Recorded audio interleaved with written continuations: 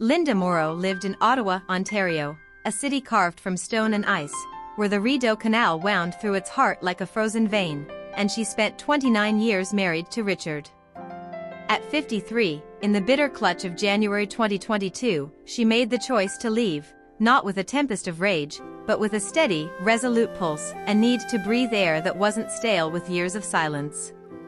They'd raised two daughters, Chloe and Sophie, in a red brick row house with tall windows and a steep staircase, a home that once thrummed with life, laughter, arguments, the clatter of dishes on Sunday nights. She worked as a graphic designer, her days a swirl of sketches and screens, while he climbed the ranks as a civil servant, his life a stack of memos and meetings. By her early 50s, that home had turned into a shell, their marriage a relic of faded ink, and Linda felt the weight of a life she'd outgrown. This is her story, a bold step from a bond turned brittle, a waltz through shadows of doubt, and a vibrant embrace of herself after 50, woven into the stark, snowy tapestry of Canada's capital. Linda met Richard in the crisp autumn of 1992 at a gallery opening in the Bywood Market, a bustling corner of Ottawa where artists and dreamers mingled under dim lights. She was 24, a wiry figure with auburn hair spilling over a hand-knitted scarf, her portfolio tucked under her arm, sketches of logos, posters, flyers spilling from its edges, her dreams of design spilling out too. He stood across the room, 25 and buttoned up, a glass of cheap Merlot in hand, his suit crisp against the chaos of a painting of the Ottawa River behind him. He caught her eye as she adjusted her scarf, crossed the floor with a grin that softened his stern jaw, and asked, "What's in that folder?" They talked about her love for bold lines and color, about his days shuffling papers at a government desk, about the folk music drifting in from a pub down the street. A year later, in June 1993, they married in a sunlit courtyard off Sussex Drive, her dress of flowing cream linen, his tie loosened by the heat, the air thick with lilac and promises. She vowed to paint their life with creativity, he offered a foundation of calm. For decades, they held that balance, fragile as it was. Their daughters arrived like bursts of spring, Chloe in 1995, a fierce, fiery girl with Linda's wild auburn curls and a temper that could spark a room, then Sophie in 1997, softer and steadier, with Richard's hazel eyes and a mind that loved the order of numbers. Linda worked freelance from their cluttered dining room, her desk a storm of pens, pencils, sketch pads, and half-finished layouts for local businesses, coffee shops, theaters, bookstores. Richard rose through the ranks at his office, his briefcase stuffed with policy drafts and budgets, his evenings late with the hum of bureaucracy. In 1999, they bought the row house, a narrow, three-story red brick relic with creaky floors, a bay window framing the canal's icy sweep, and a backyard barely big enough for a weathered picnic table and a rusty barbecue. Linda painted the walls with daring strokes, teal in the kitchen for mornings of coffee and chaos, mustard yellow in the hall to catch the dim winter light, a deep plum in the living room where they'd collapse after long days. She hung her designs alongside Chloe's crayon scribbles and Sophie's math awards, while Richard built a shed out back, his tools clanging as he fixed bikes or patched the fence. They'd skate the canal each winter as a family, Chloe racing ahead on wobbly blades, Sophie clinging to Linda's mittened hand, the air biting their cheeks with frost and joy. Money stretched thin, deadlines loomed, but the house pulsed with their rhythm. The drift came gradual, a frost creeping over glass. By her 40s, Linda felt the cold settle deep. Chloe left for McGill University in 2014, chasing law with a suitcase full of debate notes and a fierce goodbye. Her room left a shrine of trophies and textbooks. Sophie followed in 2016, off to Toronto for accounting, her calculators and tidy binders abandoned on a shelf. The row house fell silent, its bold walls mocking the emptiness. Richard worked later, his office a fortress of files and fluorescent lights, his voice clipped when he dragged himself home, meetings, "Linda, you know how it goes, can't be helped." She threw herself into her work, designing logos for startups, posters for festivals, her laptop glowing into the small hours, but the fire flickered low. She'd reach out, "Let's drive to Gatineau, see the fall leaves," or, "How about dinner at Play, just us," but he'd wave her off, too tired, too buried, his eyes on his phone or the TV. They ate separately, her at the kitchen counter with a cold plate, him in the den with a sandwich and the news. By 2020, she claimed the spare room, its single bed a quiet rebellion, the canal outside their window a ribbon of ice splitting them apart. The decision sharpened in January 2022. Linda was 53, her hands rough from decades of sketching, her hair now streaked with silver she wore loose and free, a defiance against the years. She'd just finished a project, a poster for Ottawa's Winterlude Festival, snowflakes curling around skaters in a swirl of blue and white, when she came home to an empty house.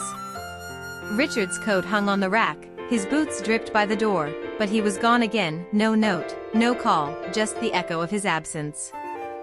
She stood in the kitchen, the wind rattling the bay window, her breath fogging the glass as she traced a snowflake with her finger. That night, he walked in late, snow dusting his shoulders, and she met him by the stairs. "Is this it, Richard?" she asked, her voice cutting through the chill.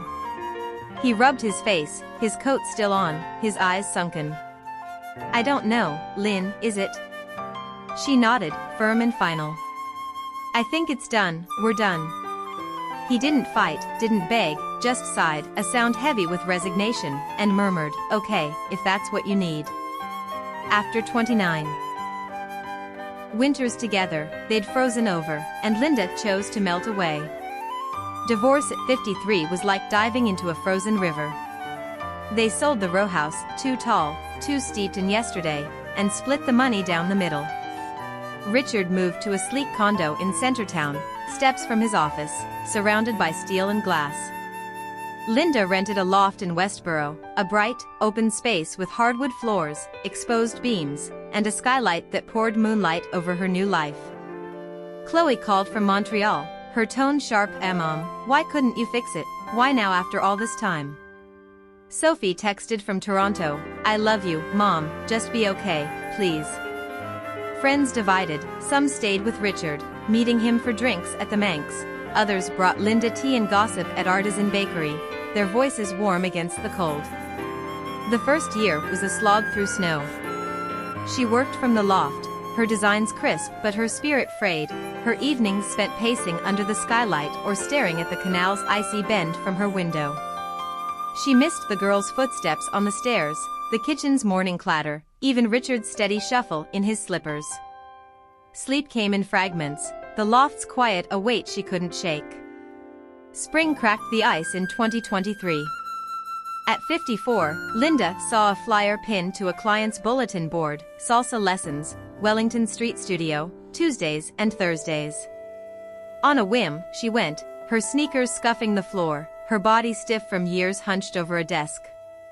She tripped through steps, forward, back, spin, her cheeks flushing with every stumble, but she stayed, drawn to the rhythm of congas and claves.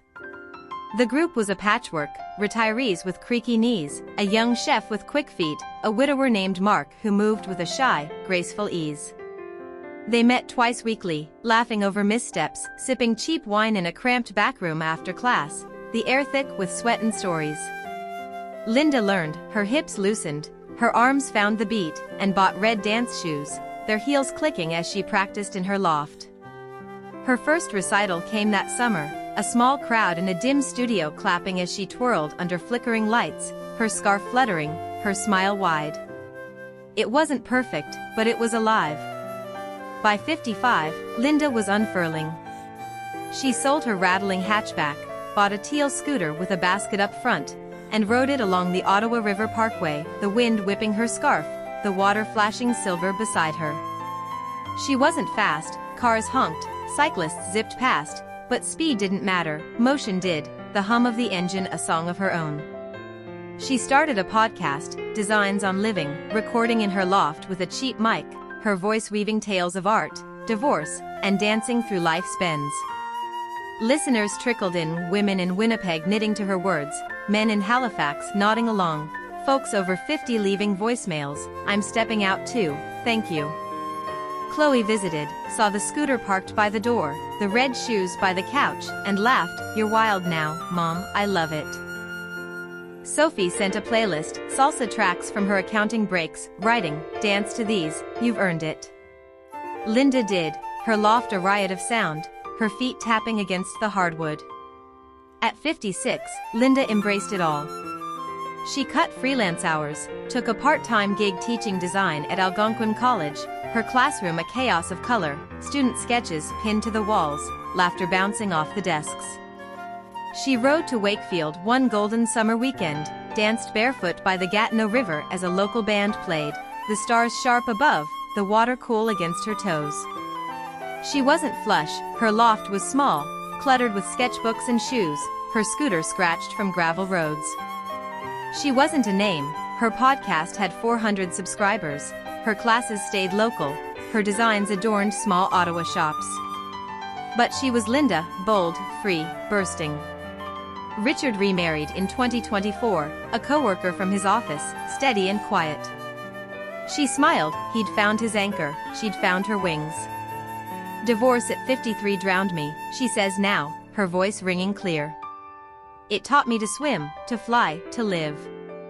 In Canada, from Ottawa's frost to every windswept edge, people like Linda step out every day. Grey divorces aren't endings, they're awakenings. I'm Jordan Lane, and this is Grey Divorce Diaries. Linda's tale is real, cold, clumsy, radiant. If it echoes in you, subscribe. Every day, a new story, people like us, embracing life after 50. You're not alone. Let's dance your journey together.